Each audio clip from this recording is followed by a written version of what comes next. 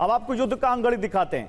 Gaza और West Bank में अब तक फिलिस्तीन के 10,492 लोग मारे जा चुके हैं। अफसोसनाक यह कि मरने वालों में 4,281 बच्चे शामिल हैं। 7 अक्टूबर से अब तक गाजा पट्टी में 2,22,000 घर और इमारतें बर्बाद हो चुकी हैं। गाजा पर इजरायल के हमले के बाद से अब तक 270 अस्पतालों, एम्बुलेंस और प्राथमिक स्वास्थ्य केंद्रों पर हमले हो चुके हैं।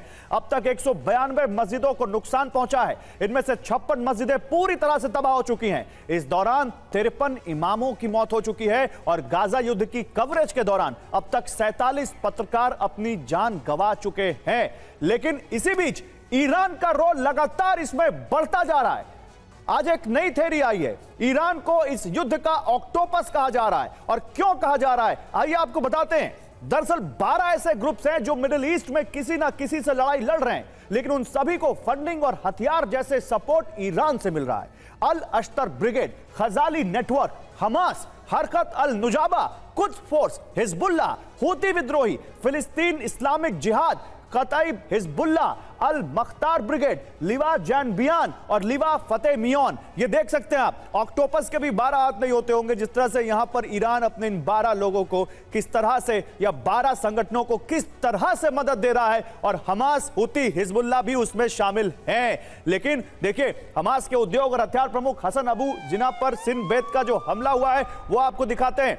हमास के उद्योग और हथियार प्रमुख हसन अबू जिना पर शिन बेट का हमला। शिन बेट वहां की एक कह सकते हैं आर्मी की खुफिया यूनिट है जो कॉम्बैट में भी माहिर है, और उसने कैसे हमला किया आप देख सकते हैं।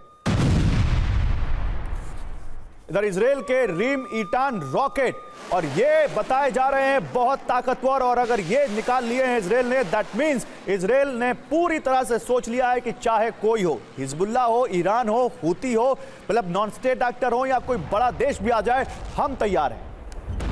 और इसी बीच एक और बड़ी खबर, लेबनान में इजरायल सेना की बमबारी दिखाते हैं। लेबनान में इजरायली सेना की बमबारी देखिए, क्योंकि लेबनान से भी लगातार हथियार या कह सकते हैं गोलाबारी इजरायल की तरफ हो रही है। लगातार हिजबुल्ला लेबनान से इजरायल पर रॉकेट दाग रहा है और इजरायल उसको लगातार कुछ इस तरह से जवाब दे रहा है।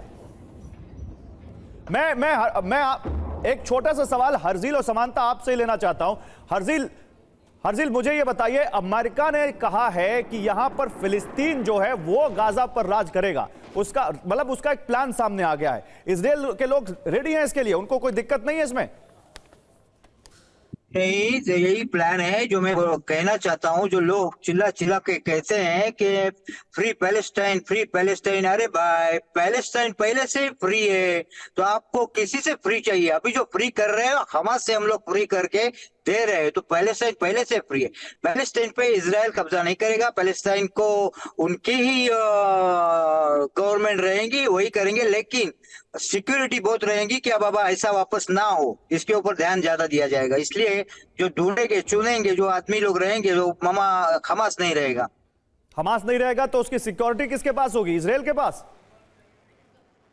मे बी सीसी, इजिप्ट के पास, क्योंकि उसे इजिप्ट या जॉर्डन, या उन दोनों ने अपने खून पे देखा है ये लोग क्या करते हैं। जब 67 के बाद थोड़े से पहले, ये थोड़ा सा समझ नहीं आया, इजिप्ट क्यों सिक्योरिटी देगा गाजा को?